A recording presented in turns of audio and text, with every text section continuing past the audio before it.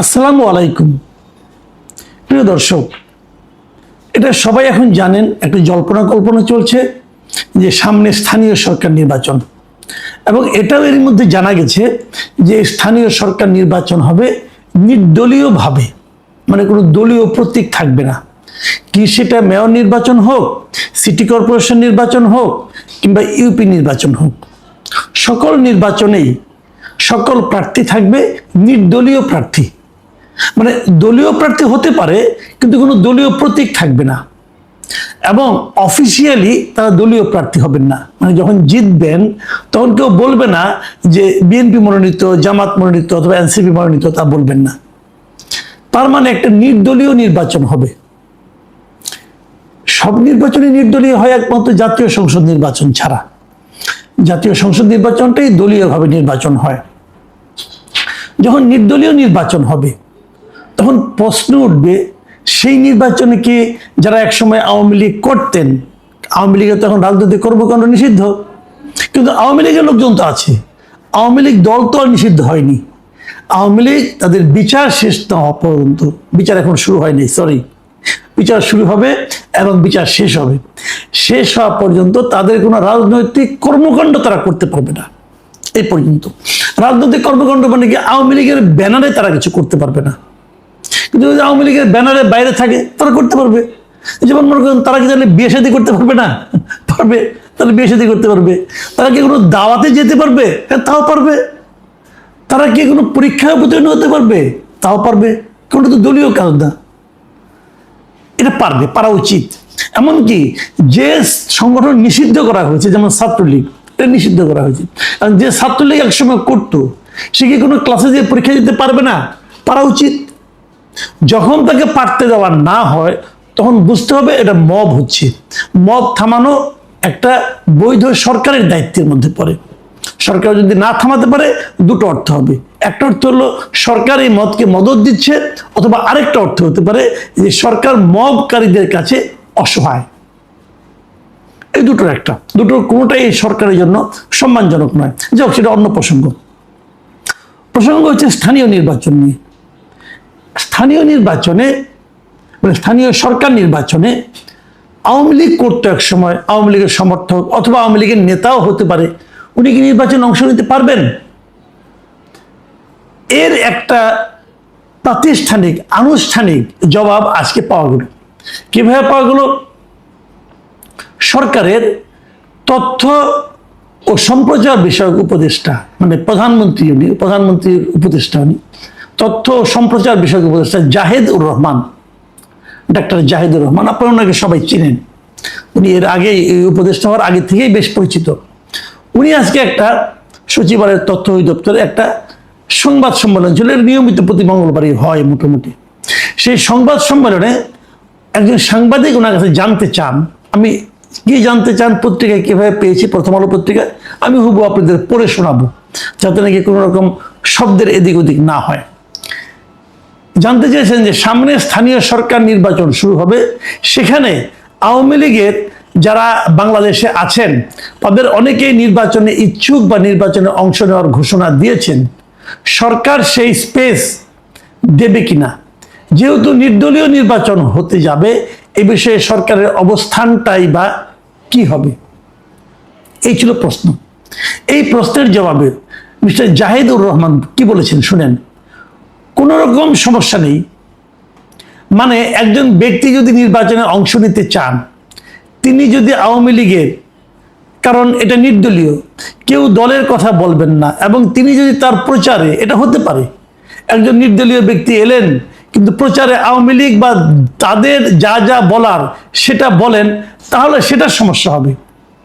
এর বাইরে নির্দলীয় ব্যক্তি তার যে ক্রাইটেরিয়া আছে নির্বাচনটি করার জন্য, সেটি যদি পূরণ করতে পারেন, তিনি নির্বাচন করতে পারেন, নিশ্চয়ই পারেন। তার মানে হচ্ছে যেটা, যে আওয়ামী লীগের যে বক্তব্য, মানে আওয়ামী লীগের যে স্লোগান, আওয়ামী লীগের যে রাজনীতি, আওয়ামী লীগের নেতার প্রতি যে আনুগত্য, এগুলি যদি উনি প্রকাশ্যে প্রচারের মধ্যে না আনেন,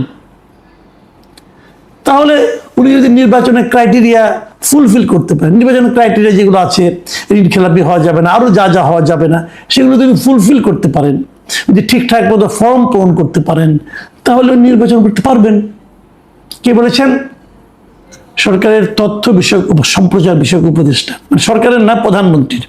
উনি প্রধানমন্ত্রীর উপদেষ্টা, মানে এই বক্তব্যটা আসলে প্রধানমন্ত্রীর বক্তব্য, এই বক্তব্যটা আসলে এই সরকারের বক্তব্য। খুবই ইতিবাচক বক্তব্য, আমি বক্তব্যের প্রশংসা করছি। আমি বক্তব্য মনে করি যে দেশে একটা রাজনৈতিক বিভেদের হাত থেকে দেশটা রক্ষা পেতে পারে। এরপরে একটা প্রশ্ন, আরেকজন সাংবাদিক প্রশ্ন করেন, যদি পদপদবি থাকে সেক্ষেত্রে, মানে যিনি নির্বাচন করবেন, ধরা যাক তিনি আপনার যিনি হয়তো উপজেলা চেয়ারম্যানের নির্বাচন হবে, উনি হয়তো উপজেলা আওয়ামী লীগের সভাপতি ছিলেন, এখন তো কার্যক্রম স্থগিত। আচ্ছা, সে যদি নির্বাচন করতে চায় তাহলে কি হবে? সেক্ষেত্রে জাহিদুর রহমান সাহেব কি বলেছেন শুনেন, সেটাও শুনেন, আমি হুবহু কিন্তু পড়ে শোনাচ্ছি যে আওয়ামী লীগের পদপদবি আসলে যেটা হয় আর কি, যেহেতু সংগঠনের কর্মসূচি নিষিদ্ধ আছে, সংগঠন নিষিদ্ধ নেই, কর্মসূচি যেহেতু নিষিদ্ধ আছে, এই পদপদবি তিনি আসলে ব্যবহার করছেন না, করতে পারেন না। ব্যক্তি হিসেবে যে কেউ যদি ক্রাইটেরিয়া যা আছে সেটা যদি পূরণ করতে পারেন, তিনি যদি মনে করেন তিনি নির্বাচন করবেন, তিনি নির্বাচন করতে পারেন। সরকারের দিক থেকে বাধা দেওয়ার কোনো কারণ নেই। বিষয়টা কিন্তু একদম সিম্পল, উনি একদম চমৎকারভাবে বিশ্লেষণ করেছেন।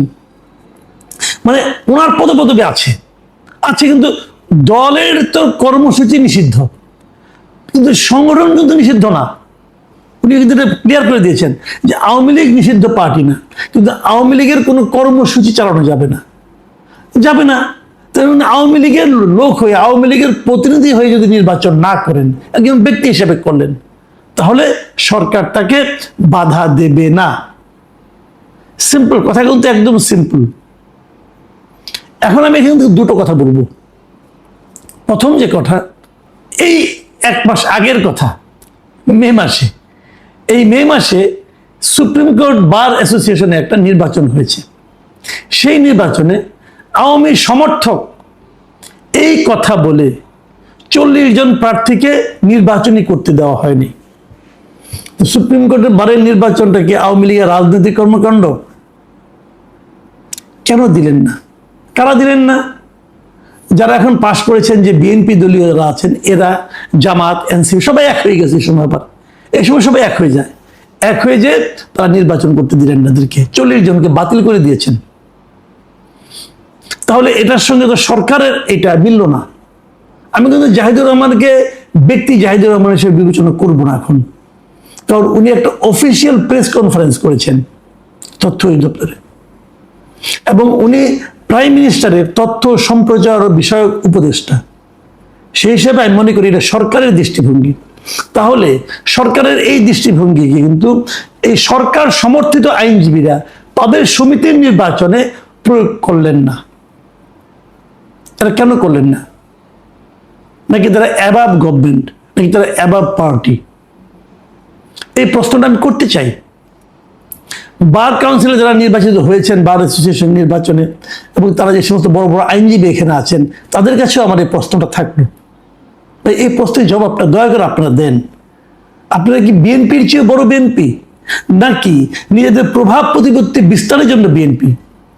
দেখেন, এই সমস্ত লোক যারা নাকি দলের চেয়েও বড় দল হয়ে যায়, যারা নাকি দলের ক্ষমতাকে নিজেদের পেশাগত সুবিধা লাভের জন্য প্রয়োগ করে, ব্যবহার করে, তাদের কারণেই দল ডুবে। তাহলে সুপ্রিম কোর্ট বারের এই নেতারা, ওনারা কি বিএনপিকে ডুবানোর দায়িত্ব নিয়েছেন? বিএনপির প্রতি সাধারণ, ওনারা নির্বাচন করতে দেন নাই, কিন্তু এই জিনিস সারা দেশের মানুষ দেখেছে। বদনামটা কিন্তু আপনাদের হয় না, বদনামটা বিএনপির হয়েছে, বদনামটা তারেক রহমানের হয়েছে। আপনারা তারেক রহমানকে সারা দেশের মানুষের কাছে বিব্রত করেছেন। কেন করেছেন? সেই জবাবটা আমাকে দেওয়ার দরকার, যদি দিতে না পারেন না দিন, দলের নেতার কাছে দিয়ে, তারেক রহমানের কাছে জবাবটা দিয়েন আপনারা ভাই। দ্বিতীয় কথা, সেটা হলো আমরা কিন্তু সরকারের যে দল এবং সরকার, এই দুটোর মনোভাবটা কিন্তু জানতে পারলাম আগামী নির্বাচনে, মানে আপনার স্থানীয় সরকার নির্বাচনটা কেমন হবে সেই ব্যাপারে।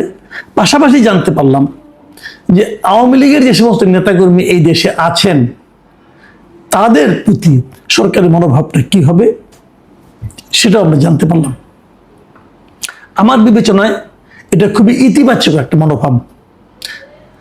আমি আবারও বলি, কেউ যদি মনে করেন যে আমি আওয়ামী লীগকে পুনর্বাসন করার চেষ্টা করছি, তাহলে আপনারা ভুল করবেন। আমি কোনো দলকে পুনর্বাসন করার দায়িত্ব নিইনি, পাশাপাশি কোনো দলকে নিষিদ্ধ করার দায়িত্ব আমি নিইনি। আমি একজন সাংবাদিক হিসাবে, এদেশের একজন নাগরিক হিসাবে আমার অবস্থানটা এবং আমার চিন্তাটা আপনাদের সঙ্গে শেয়ার করছি। আমি ফ্রম দ্য ভেরি বিগিনিং, প্রথম দিন থেকে আমি বলে আসছি যে একটা রাজনৈতিক আদর্শকে একটা প্রশাসনিক অর্ডার দিয়ে বন্ধ করে রাখা যায় না। যারা চেষ্টা করেছে, অনেকেই চেষ্টা করেছে, কেউ বন্ধ করে রাখতে পারেনি, বরঞ্চ সেটা আরো শক্তিশালী হয়ে চলে এসেছে। জামাতে ইসলামকে কিন্তু দেশের স্বাধীনতার পর প্রথম যে সরকার ছিল তারা কিন্তু নিষিদ্ধ করে দিয়েছিল, পারেনি। জামাত কিন্তু আবার এই দেশে বৈধ রাজনৈতিক দল হিসেবে তাদের কর্মকাণ্ড পরিচালনা করেছে। আওয়ামী লীগও নিষিদ্ধ করেছিল, সেটাও পারেনি। জামাত আরো শক্তিশালী হয়ে আসছে। সকল রাজনৈতিক দলের ব্যাপারে এটাই প্রযোজ্য। জামাত তো একটা ছোট দল ছিল, সেটাই দেখেন কত বড় হয়ে গেছে এখন। আওয়ামী লীগ আরো অনেক বড় দল। আওয়ামী লীগের নেতা কর্মী সমর্থক সারা দেশে আছে। ওটা কিন্তু যে বন্ধ করার চেষ্টা করবে সেই কিন্তু এই দলটাকে প্রকারান্তরে উপকার করবে। এখন যেটা হচ্ছে দেখেন, যতটা সরব আওয়ামী লীগের নিষিদ্ধ করার ক্ষেত্রে এনসিপি অথবা জামাত, ততটা কিন্তু বিএনপি না। এর কারণ হলো বিএনপি জানে যদি আওয়ামী লীগ ব্যাক করে, ক্ষতিটা জামাত এনসিপির যতটা না হবে তার চেয়ে বেশি বিএনপির হবে। হয়তো বিএনপিকে ক্ষমতা থেকে নামতে হবে, কিন্তু বিএনপি তো সেই জিনিসটি চায় না। আমি মনে করি বিএনপির এই রাজনীতিটা ঠিক আছে, আমি এই রাজনীতিটাকে প্রশংসাই করলাম। কারণ আমি জাহিদুর রহমান যখন এই কথাটা বলে, এটা আমার কাছে অনেকগুলো অর্থ নিয়ে আসে। কারণ এই জাহিদুর রহমান কিন্তু ব্যক্তিগতভাবে আওয়ামী লীগকে কোনো রাজনৈতিক দলই মনে করেন না। উনি বহুবার বলেছেন আওয়ামী লীগকে একটা মাফিয়া গোষ্ঠী। তো সেই জাহিদুর রহমান যেমন এই কথাটা বলেছেন যে ওনারা ইলেকশন করতে পারবেন, দল না কিন্তু, দলের কোনো ব্যাপার না, ওনারা ব্যক্তিগতভাবে করতে পারবেন, তখন আমি মনে করি এটা সরকারের চিন্তা এবং দৃষ্টিভঙ্গির একটা বড় পরিবর্তনের প্রকাশ এখানে ঘটেছে। এবং আমি এটাও মনে করি যে এই দেশে ভালো কিছু করতে হলে সকল রাজনৈতিক দলকে নিয়ে আসতে হবে। সবাই আসবে, কিন্তু পরস্পরের প্রতি বিষোদ্গার চলবে না, অশ্লীল বাক্য ব্যয় চলবে না। কিন্তু সবাই যার যার রাজনীতিটা করবে, জনগণ যাকে বেছে নেয় তারাই ক্ষমতায় থাকবে, তারাই বিরোধী দল হবে, তারাই সংসদে যাবে।